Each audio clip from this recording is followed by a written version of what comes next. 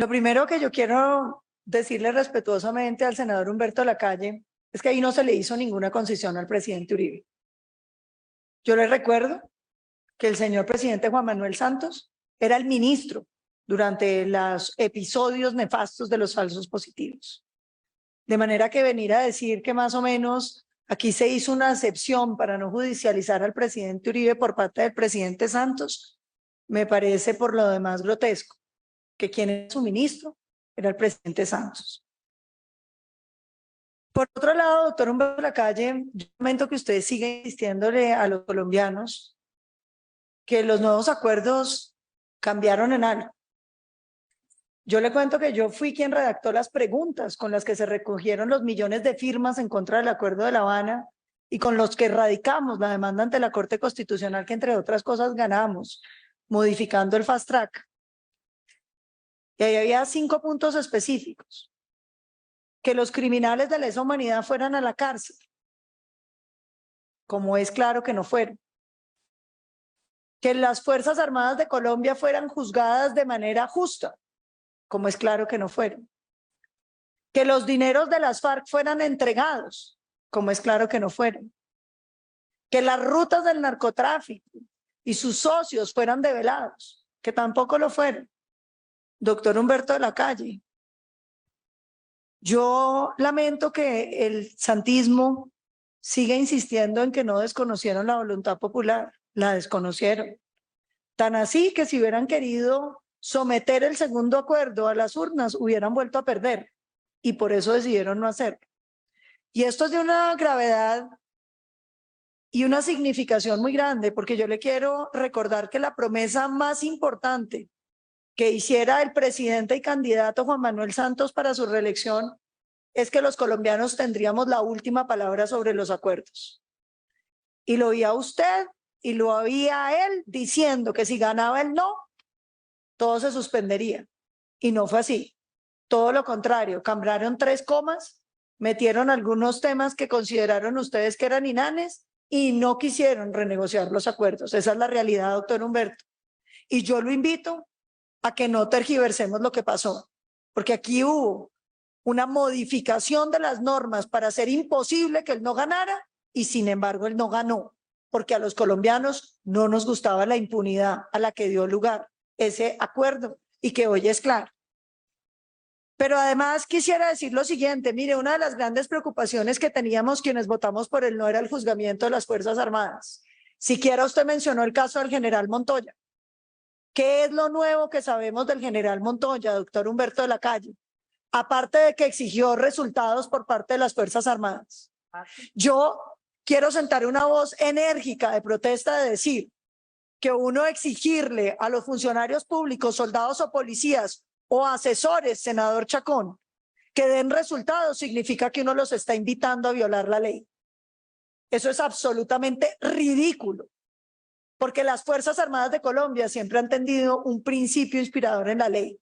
Exigir resultados en ningún caso puede significar que uno estaba pidiendo falsos positivos. Pero además, a mí me parece que es muy curioso que insistan en que todo esto apunta al presidente Uribe y el ministro de Defensa, bien, gracias, ahí sí no tiene nada que ver. Vuelvo y repito, el ministro de Defensa era Juan Manuel Santos. Pero también quiero decir algo, a mí que me expliquen cuál es la cadena de mando del general y los soldados.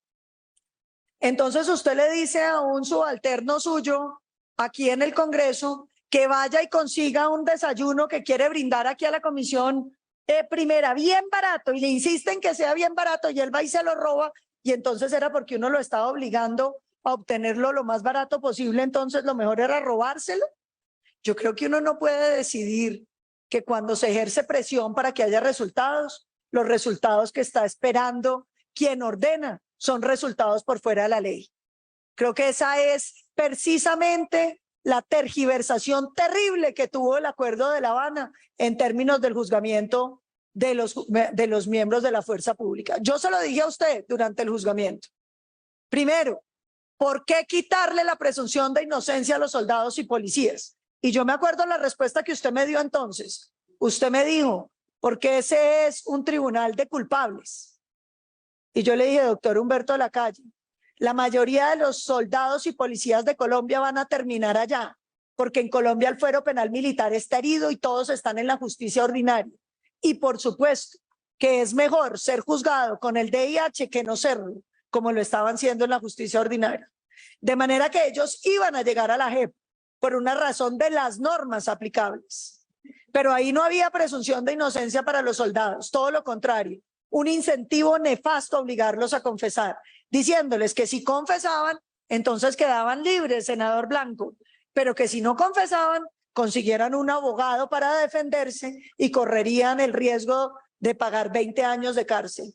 Incentivo que se entiende para criminales de las FARC, pero que no se entiende para los hombres y mujeres de las Fuerzas Armadas de Colombia.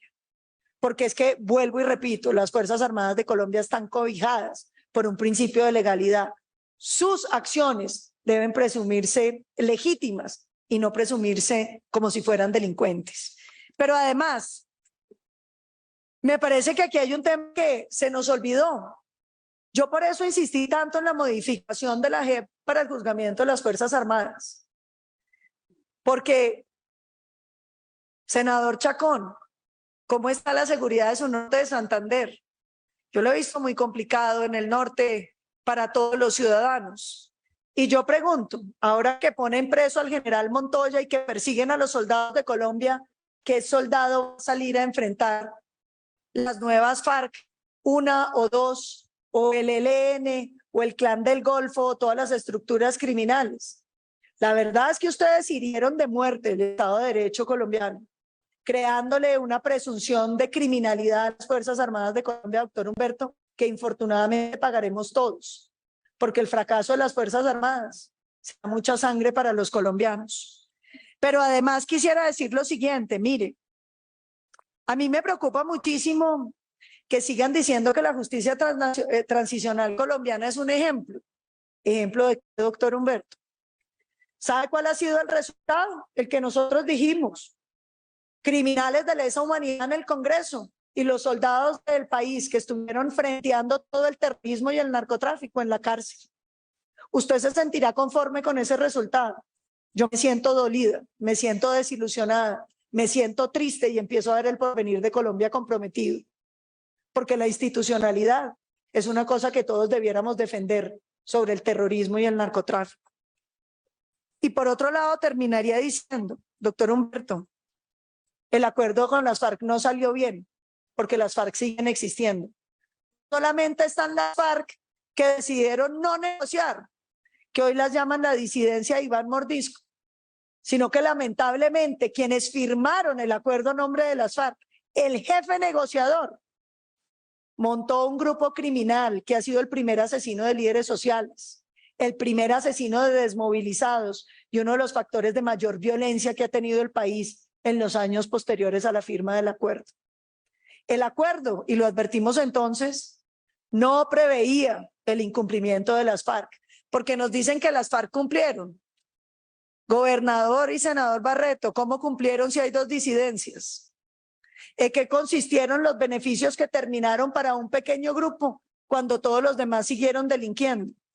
Cuando muchos de los recursos, el oro, por ejemplo, la plata, que prometieron entregar, no la entregaron porque dijeron que las disidencias se la habían llevado. Entonces decirnos que el acuerdo de La Habana salió bien, doctor Humberto, respetándolo mucho y apreciándolo mucho, creo que lo tienen que replantear. Es un acuerdo que le salió mal al país. Los criminales terminaron en el Congreso, los soldados en la cárcel y la violencia del nombre FARC siguió dominando la escena de derramamiento de sangre de los colombianos. Infortunadamente, creo que la receta se ensayó y fracasó. Y llevamos más de 32 procesos de paz, senador Chacón, 32. Y seguimos siendo uno de los países más violentos del mundo. ¿No será que llega el momento donde los colombianos debemos reflexionar en torno a si esos procesos de paz nos han servido para disminuir la violencia o si por el contrario, como yo creo, han venido volviéndose un incentivo para que la violencia abra espacios políticos a quienes no lo merecen? Quienes han derramado la sangre de los colombianos no debieran ocupar curules en el Congreso.